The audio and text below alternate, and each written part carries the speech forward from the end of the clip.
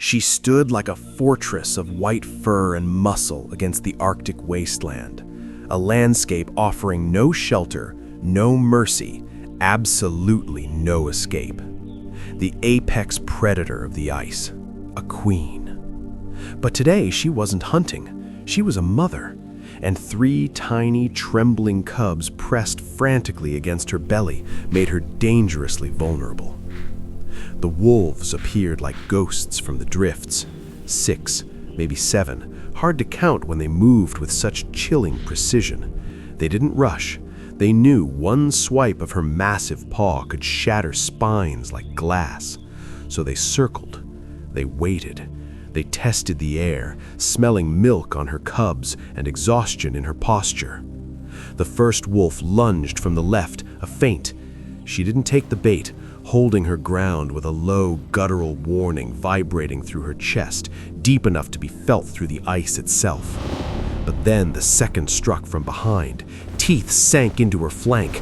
She spun with terrifying speed, her roar tearing through frozen air, her massive paw connecting hard. The wolf flew backward, yelping as it hit snow. But the circle had already tightened. This wasn't a hunt anymore. It was war. For 20 brutal minutes, it was absolute chaos. The wolves worked as one lethal unit, a machine made of teeth and hunger. They tore at her legs, snapped at her neck. Every time she turned to protect one cub, they attacked the others. She was fighting a multi-front battle, bleeding from a dozen wounds, her white coat turning shocking, vivid crimson. But she didn't collapse. She couldn't. I've seen animals fight for territory, for mates, for food, but nothing compares to the ferocity of a mother fighting for her children. She absorbed bites that would have crippled a caribou. She endured pain that should have caused shock, and slowly, brutally, she broke them. One wolf lay motionless. 2 others dragged useless hind legs. The pack leader, realizing the cost was too high, gave a sharp bark. They turned and vanished into the whiteout as quickly as they'd arrived. Silence returned, heavy with the scent of blood. She stood there, chest heaving, steam rising from open wounds in thick clouds. Then her legs gave out. She crashed onto the ice, the impact shaking the ground. The terrified cubs scrambled over her, licking blood from her face, crying out in high-pitched mews. She nudged them, counting, checking. They were safe, but she was dying. Blood loss was catastrophic. The cold, usually her ally, now seeped into open flesh, stealing her remaining heat. She tried standing. Her back legs refused. She collapsed again. Looking into her eyes, you could see the realization hitting her. If she stayed, the wolves would return, or the cold would finish the job. Her cubs would freeze or starve within days. She needed a miracle. She lifted her head. Miles away, cutting through polar gloom, was a faint artificial glow, our research station. For a polar bear, humans are just another danger to avoid. We're loud, we smell strange, we're trouble. Every instinct in her ancient DNA screamed to turn away. But she looked at her cubs, shivering against her cooling body. She made a choice that defies everything we know about wild animals. She forced herself up. It was agonizing to watch, staggering, slipping on her own blood, pushing forward one agonizing step at a time. She nudged the cubs ahead, keeping them focused on the light.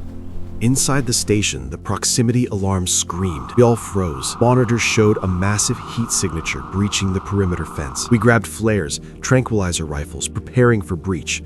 A hungry, injured polar bear is the most dangerous thing on Earth. We thought we were being attacked. I remember my hands shaking as I unlocked the rifle safety. The heavy steel door groaned open. We stepped into biting wind, expecting a monster. What we saw stopped us dead. She wasn't charging, wasn't roaring. She was barely standing, swaying like a tree about to fall, less than 50 feet away. She looked directly at us. No aggression in those dark eyes, only profound, crushing exhaustion. She let out a soft huff, Not a threat, but a surrender. Then she did the impossible.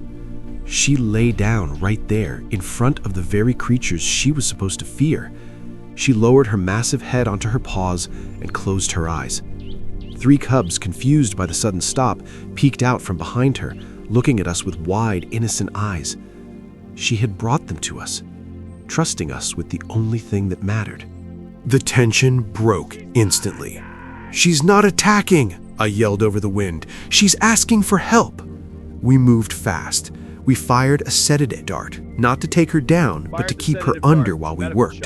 She didn't even flinch. She was already drifting away. The next 3 hours were the most intense of my life. We dragged a heated tarp over her, blocking the wind. 2 of us worked on the cubs, hypothermic but unharmed. We wrapped them in thermal blankets. The moment they felt warmth, they fell asleep, piled together. The mother was different. Bites on her flanks were deep. We cleaned wounds with gallons of saline, stitched torn muscle and skin, pumped her full of antibiotics and fluids. I sat by her head through the night, watching the slow rise and fall of her chest, touching the rough fur between her ears, whispering that her babies were okay. By morning, she started stirring. Her eyes opened, head snapping up, panicked, until she heard a tiny squeak. She saw them, fat, warm, safe. The rage evaporated. She limped over, burying her face in their fur, licking them frantically. She looked at me through the window, a long, steady look.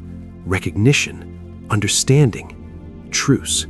She ate the seal meat we'd left, then nudged the cubs into line. Without looking back, she turned toward the open ice, toward the wild where she belonged. We watched until they were just tiny specks on the horizon. In the brutal mathematics of survival, that night a mother broke the rules, bridging the gap between species, trading pride and safety for her children's lives.